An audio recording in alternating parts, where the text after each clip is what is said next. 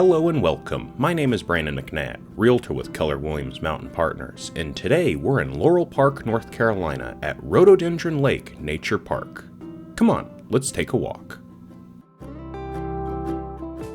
Situated on just under 10 acres, Rhododendron Lake Nature Park features amenities such as a walking path, catch and release fishing for children under 12, charcoal grill, and picnic tables.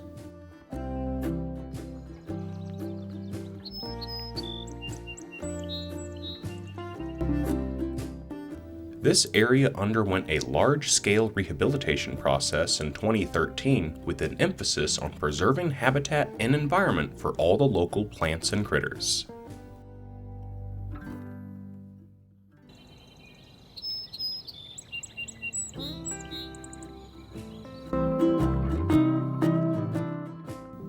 There is even a fitness station.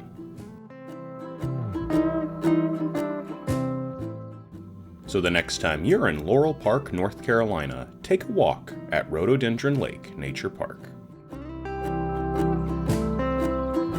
Thank you so much for watching. If you or someone you know is interested in buying or selling real estate here in beautiful Western North Carolina, please give me a call and I'll see you in the mountains.